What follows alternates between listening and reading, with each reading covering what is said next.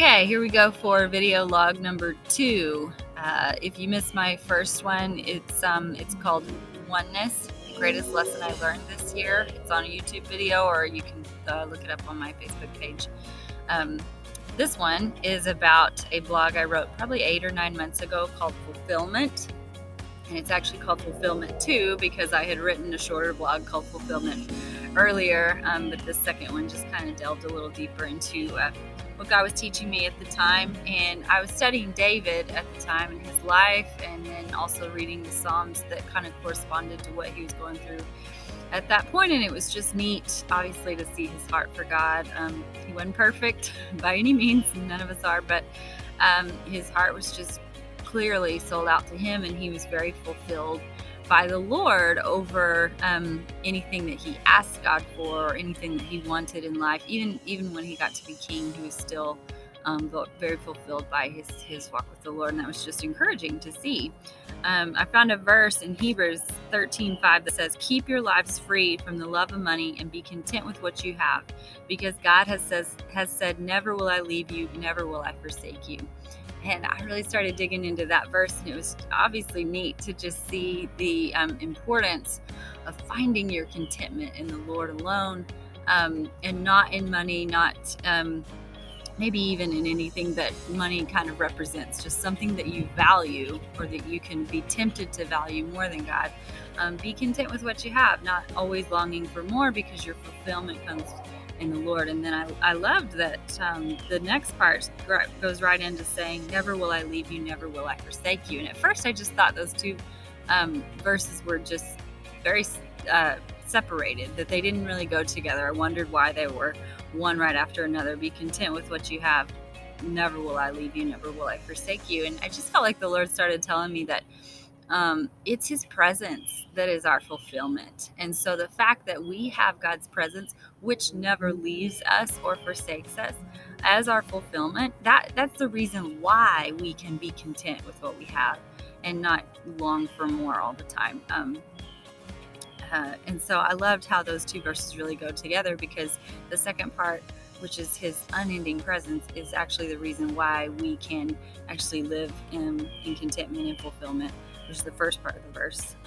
There's also two other verses that I love. Psalm 16:5 says, "Lord, you alone are my portion and my cup." And then Psalm 73:25b says, "And the earth has nothing I desire besides you." You know, I think the world today, especially in America, is just really pushing for the next new thing, the next new form of fulfillment or new form of satisfaction, or it comes in a lot of different ways of enticement to you, of drawing you into saying there's always something better out there, so stop being content with what you have now and always look for something better, because there's always something better. And they work for that. They work to provide that in the entertainment industry, and in all sorts of ways they try to get you to think that whatever you might have been content with today, you shouldn't be content with tomorrow, because there's going to always be something better. In fact, they encourage that. But I am here today to almost argue that and say the quality of God's unchanging character, the fact that he does not change, should be the very thing that lets us know that we can be fulfilled in that and nothing else. The fact that he doesn't change should make him stand in contrast to everything else that does change. Things in this world can seem to fulfill or satisfy for a while, and then you will always be left feeling empty and drained. It's the unchangeable that has the capability of fulfilling forever. So remember that. Aside from just like the struggle that we have maybe in wanting things from God, sometimes we ask things from him. Like I said, David did that. We say, God, give me this, God, give me that. Sometimes as little children, we tend to do that, and we tend to value the things that we get from God more than the giver himself. That's our first struggle. Aside from that struggle, I think as we kind of grow into adulthood, our bigger struggle actually comes into wanting direction from God or wanting an answer from God. We get past maybe some of the little gifts that we can get from Him, or we get past the God, give me, and we get into God, what is your calling for my life? And that becomes so important, and it's preached so much on, and it's not a bad thing. Like everyone does have a calling from the Lord, but we get so caught up in wanting to know what that is and the direction that we need to take, that when we finally get it, we just run for it and go head first, and sometimes get ahead of God and try to make it all happen on our own, because we believe that the fulfillment of that calling is what fulfills our lives, not the one who called us.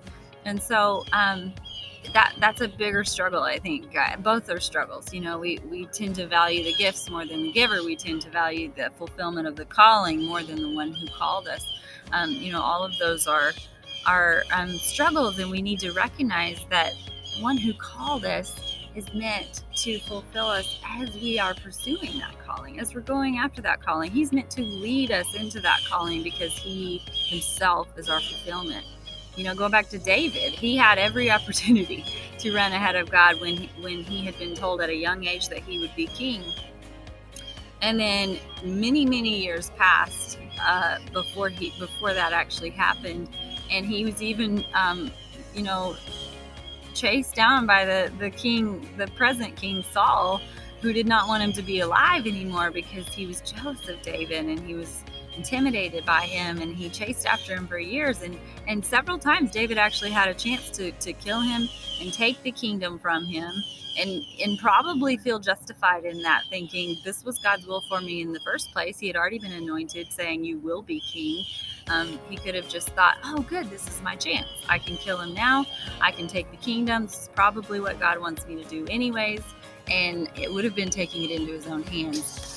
And I think that one of the main reasons that David didn't do that was not just because he trusted in God's timing, but also because he valued God more than becoming king in the first place.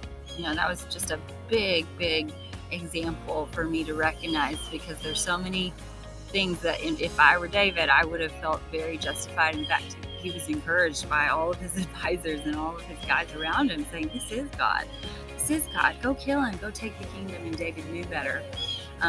One, because he knew that God was the one that makes your calling happen, but also because he knew that the one who called him was his fulfillment. And becoming king was great, but it wasn't what was going to fulfill him. It wasn't what was going to fulfill him. And so, once we call out to him for direction or for our calling, and then he gives that to us, let him still be your fulfillment as you go after that calling, because he's the only one that can lead you into it. The direction won't anymore. It won't be, if he's your fulfillment, then your direction becomes very clear, because your direction won't be go here or go there. It will be where God is. Your direction you are heading, wherever that may be, and whatever that calling may entail, it's just going to be wherever God is. God, Jesus is the way, Jesus is the truth, and Jesus is the life. And it will become very clear, because it'll just be him saying, come where I'm at. I do want to make it clear, however, though, that I'm not saying don't ask him for things. Don't ask him to show you your calling. Don't ask him for gifts. Don't ask him for deliverance like David did from his enemies.